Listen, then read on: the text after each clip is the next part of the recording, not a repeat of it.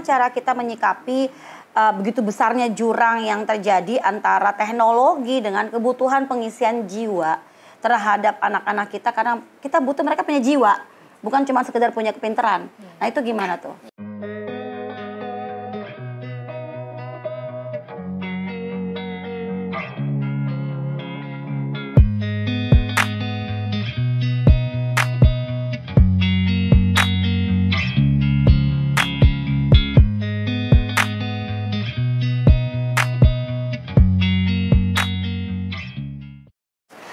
Assalamualaikum warahmatullahi wabarakatuh. Waalaikumsalam. Kita ketemu lagi dengan catatan harian Julia. Sebelumnya kita ucapkan salam cinta.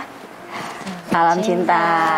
Oke, saya hari ini udah lama gak muncul di podcast saya sendiri karena kesibukan yang mungkin juga maklum ya, ibu-ibu bukan cuma di rumah saja, tapi ibu-ibu ini juga harus aktif untuk bisa berkarya di luar rumah.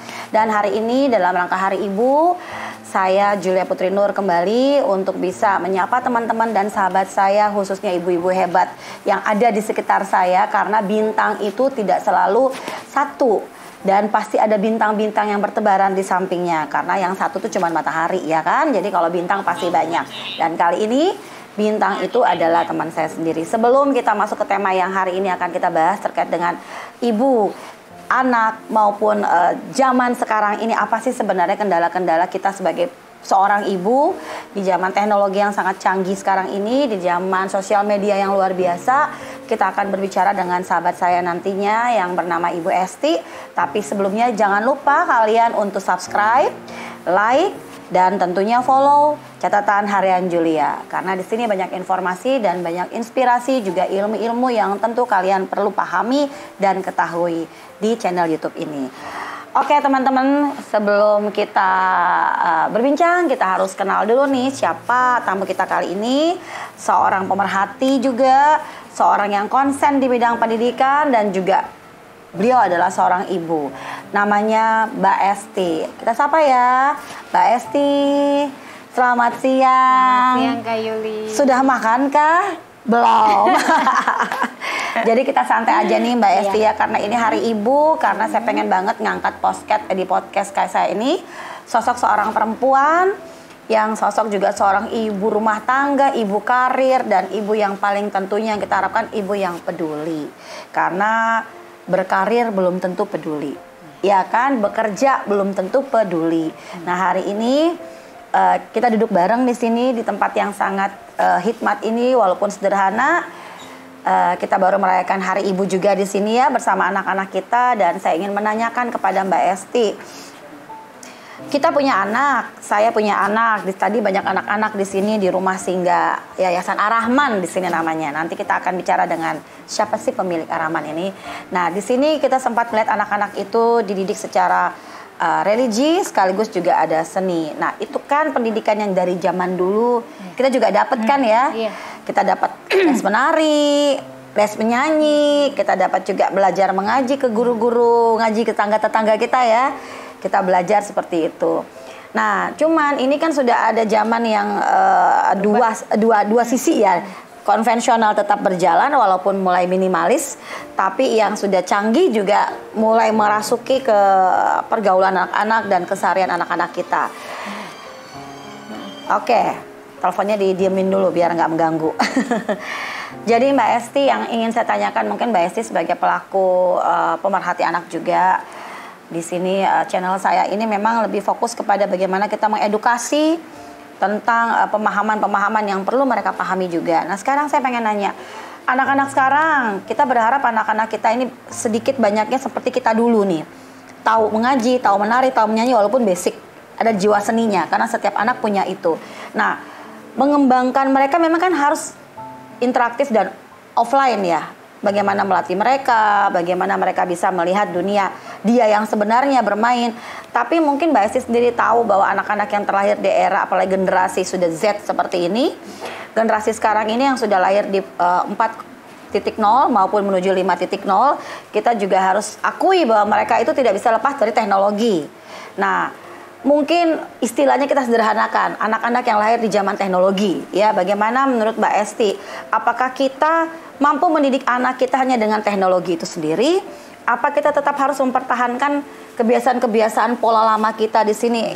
Plus minusnya gimana sih Mbak Esti? Ya. Makasih Kak Yuli. Selamat siang ya ini siang ya. Pagi selamat juga nggak apa-apa ya. Buat semuanya. Jadi kalau kita bicara anak, emang hal yang paling menarik dan tidak akan ada habisnya kalau kita bicara tentang anak dan ibu. Iya, dua itu. Itu kalau bicara anak dan ibu tuh sensasinya berbeda. Betul. Sensasinya membahas apapun kalau kita sudah bicara anak dan ibu itu emosi kita itu terkuras sebenarnya. Bener, di situ, betul kan? Jadi segala rasa itu kayak pengen ditumpahkan gitu. Bener, kayak pengen curhat ya. Iya, karena pokoknya tidak ada deh ribuan kata, jutaan kata, miliaran kata yang bisa kita representasikan untuk menceritakan bagaimana anak dan ibu gitu. Ya. Sesuai dengan pertanyaan Kak Yuli bahwa anak ya di era disrupsi teknologi itu seperti apa? Apakah kita itu yakin nilai-nilai yang sudah ditanamkan leluhur kita gitu ya, bisa atau orang bisa ya? diterusin Iya. atau apa gitu. Nah, kita kembali ke teorinya ya, sedikit teori tentang anak menurut Ivan Pavlov itu kan kertas putih. Betul. Ya, kertas putih itu siapa yang akan mencoret, dia akan menulis apa, maka dia akan jadi itu. Betul. Kira-kira gitu. Siapa yang akan menulis? Orang tua. Orang tua anak ini siapa sih? Kalau di rumah orang tua biologis. Betul. Orang tua gitu ya. Kalau di sekolah orang tuanya adalah guru dan lingkungan sekolah. Kalau di luar dia juga sebenarnya punya orang tua yang peduli, yang bisa menjadi mempengaruhi perkembangan dia. Betul. Gitu. Sehingga sebenarnya karena anak itu adalah milik alam semesta, semua orang itu harus menjadi orang tuanya dia. Ya, setuju saya itu. Itu menjadi orang tuanya dia.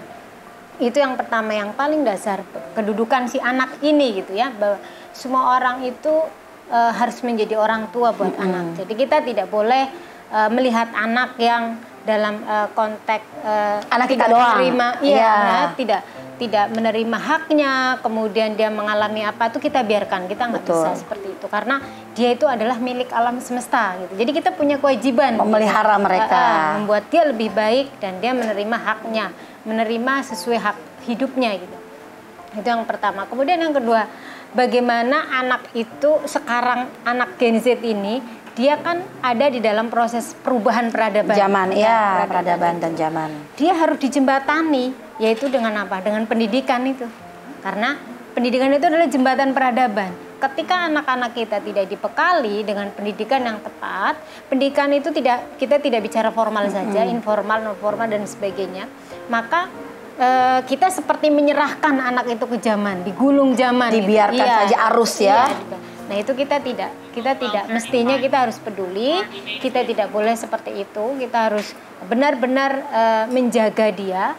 Kemudian bagaimana nilai-nilai yang kita dapatkan juga. Sebenarnya kalau kita bicara anak kan kita bicara diri kita sendiri juga. Apa yang kita dapatkan waktu kita menjadi anak, kemudian kita juga apalagi kita udah menjadi ibu, maka kita bisa juga merasakan sebenarnya jadi anak tuh kayak gimana gitu kan.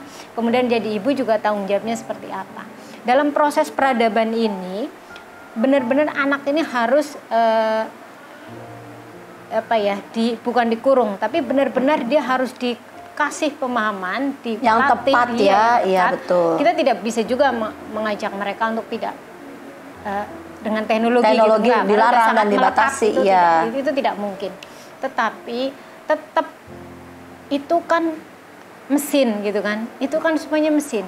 Ada hal-hal yang sifatnya kosong di dalam jiwa yang harus diisi. Nah, jadi kita perlu ada sedikit penjiwaan yang turun, ruhnya harus sampai ya. Sebagai orang tua itu kita ya harus masuk dalam ruangnya itu. Betul. Tidak bisa karena semua yang dia dapat itu kan semua dari teknologi. Iya. Semuanya tuh maya, semua itu nggak nyata. Betul. Yang nyata itu seperti apa? Ya pelukan, betul. Saling sapa, komunikasi saling langsung, peduli, menegur, marah, itu nyata gitu. Iya, tetapi nah itu yang harus terus dibangun gitu sehingga anak ini juga tahu kalau dia itu hidup di dalam dunia nyata gitu loh, nyata. Ada dunia lain selain dunia handphonenya ya. Ruang-ruang yang itu jangan sampai ruang-ruang ada dalam jiwa pikirannya itu dipenuhi semua oleh teknologi, tetapi ada ruang yang emang secara khusus kita isi gitu ya, agar dia tetap menjadi manusia gitu. Betul. Menjadi manusia yang berbudi, yang punya nilai-nilai, kemudian yang memiliki juga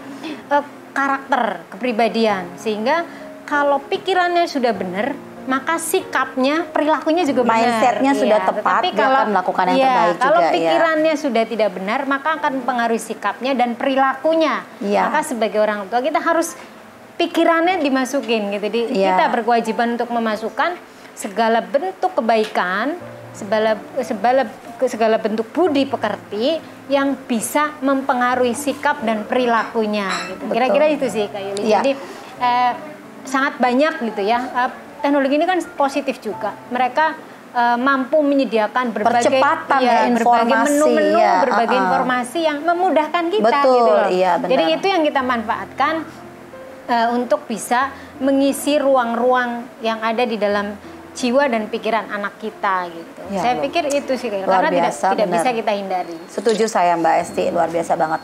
Dan mungkin teman-teman bertanya juga ya, saya ngomong dengan siapa nanti kita jelasin ya. Yang penting kita tahu dulu nih ilmunya. Jadi teman-teman semuanya, memang kita sebagai orang tua yang memang tentunya saya dengan Mbak Esti ini adalah ibu-ibu yang terlahir di zaman yang perbatasan zaman, di mana kita masih mendapatkan semua secara manual ya. Mungkin Mbak Esti masih dapat TV hitam putih nggak? Ya. Nah, masih dapat TV hitam putih, ya, masih dapat radio puter-puter, ya, masih dapat telepon yang diputer, ya, masih dapat juga telegram. Kita dulu kalau denger radio itu yang namanya Mantili lah. Iya, itu drama-drama yang ada di radio. Berarti kalau udah denger ini zamannya kita tahu kan kita lahir tahun berapa ya. Jadi intinya kita adalah perempuan, ibu, anak yang terlahir di perbatasan zaman hitam putih itu menjadi warna. Hanya kita loh yang terlahir di situ. Usia-usia seperti inilah yang terlahir di perubahan zaman yang luar biasa, yang kita perkembangannya dari hitam putih ke warna, dari warna menjadi sebuah teknologi yang lebih canggih lagi, dan itu ada kita di dalamnya. Ya, Mbak Esti, ini karena melihat pesatnya perkembangan teknologi, mungkin saya pengen tanya ke Mbak Esti, bagaimana cara kita menyikapi begitu besarnya jurang yang terjadi antara teknologi dengan kebutuhan pengisian jiwa terhadap anak-anak kita, karena kita butuh mereka punya jiwa, bukan cuma sekedar punya kepintaran. Nah, itu gimana tuh? Ya. Makasih Kak Yuli. Jadi tadi yang saya sampaikan bahwa kita harus berprasangka baik terhadap apapun yang terjadi di dalam kehidupan pribadi kita maupun lingkungan secara kecil, lingkungan besar, bahkan global gitu ya. Kita harus tetap berprasangka baik bahwa apapun yang terjadi pasti ada sesuatu yang bermanfaat gitu ya, yang bermanfaat, sehingga nilai kemanfaatan itu yang kita naikkan gitu, jangan sebaliknya nilai minusnya. Kalau kita bicara yang mudaratnya kita akan seperti mentok gitu. Betul, gitu, nggak ada jalan ya. Seperti nggak ada jalan. Terkait yang tadi itu, bagaimana teknologi itu jangan sampai menggerus kepribadian anak gitu ya, sehingga anak itu menjadi jauh dari nilai-nilai kebaikan dan budi pekerti. Nah, balik lagi bahwa kita manfaatkan teknologi itu, kita ingatkan pasti untuk hal-hal yang bermanfaat. Itu pertama. Kemudian yang kedua, kita harus mulai dari kita masing-masing. Betul, kita sebagai ibu di rumah, saya sendiri termasuk yang mungkin tidak sukses gitu ya, tidak sukses karena dalam sibuk, mendidik anak agar memageri dengan berbagai aturan itu, dan itu sekarang udah tidak bisa gitu kan. Bagaimana batin dari skala keluarga sebagai orang tua, kita bagaimana kita menjiwai itu ya, menjiwai sangat dekat dengan anak, walaupun dekatnya itu tidak secara fisik ya, tidak kayak dulu juga ya, tapi secara batin ya, kita harus terkonek terus dengan anak, dengan keluarga, agar apa yang kita lakukan itu ada kontrolnya. Setuju. Ada kontrolnya. Setuju. Itu yang pertama. Itu dari skala kecil.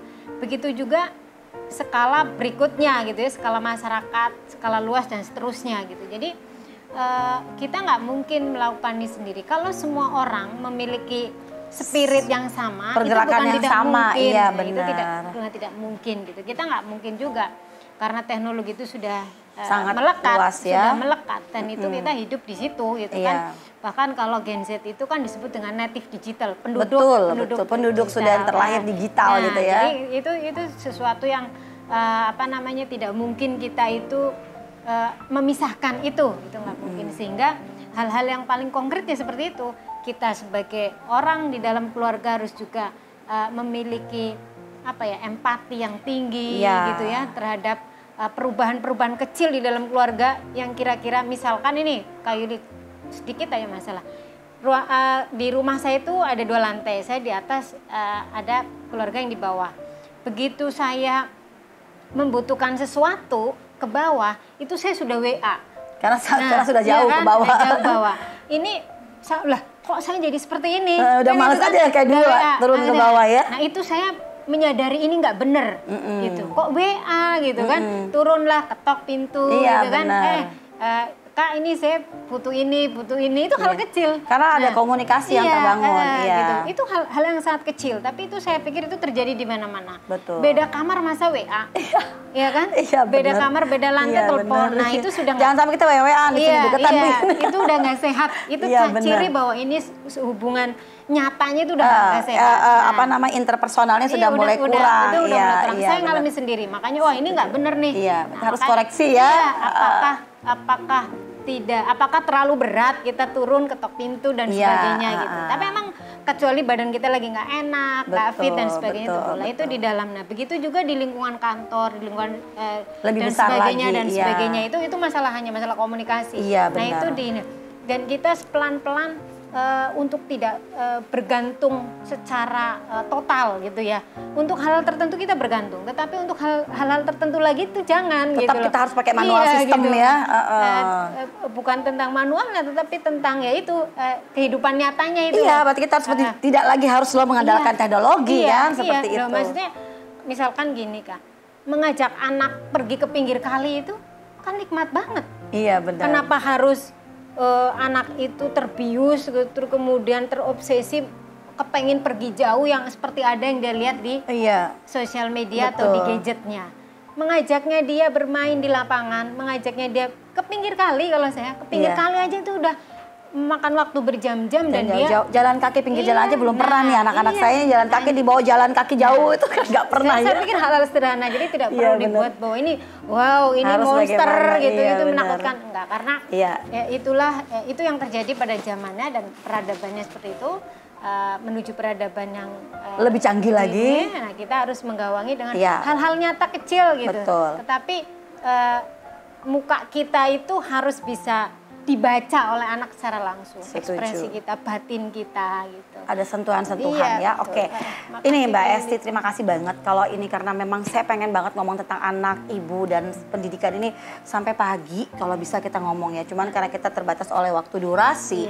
Jadi intinya Mbak Esti, kalau saya tangkap bahwa kita adalah saksi sejarah perubahan zaman sebagai ibu-ibu yang ada di zaman ini. Kita adalah ibu milenial sebenarnya, ibu yang berada di lahir di tahun-tahun menjelang milenial. Nah, sehingga anak-anak kita adalah generasi Z yang mulai tumbuh besar, di mana kita juga harus menyadari bahwa kita adalah tamu di dunia mereka karena mereka terlahir di dunia digital dan kita adalah orang yang ada di perbatasan itu. Nah, bagaimana membuat mereka menjadi lebih manusiawi, lebih punya empati, lebih punya rasa, lebih punya kepedulian, memang berawal dari rumah kita sendiri. Setuju saya bahwa kita ibu-ibu yang sangat sibuk di luar rumah, tentunya kita harus menitipkan doa yang kuat, spiritual kita makin dikuatkan, batin kita semakin didekatkan kepada anak. Dalam setiap langkah kita, doa kita, harapan kita bahwa yang terimajinasi adalah anak kita akan baik-baik saja, anak kita akan terjaga walaupun kita jauh. Karena kita juga nggak bisa jadi ibu rumah tangga total ya. Kita benar-benar belajar menjadi perempuan yang mandiri dan harus menjadi ibu mandiri. Sehingga ini yang harus kita sesuaikan, bagaimana merawat anak, mendidik anak tanpa bersentuhan tubuh. Bagaimana anak kita nih tahu bahwa yang baik dan yang benar dengan cara mencontoh kita ya. Jadi memang PR kita nih sebagai ibu zaman sekarang sangat luar biasa.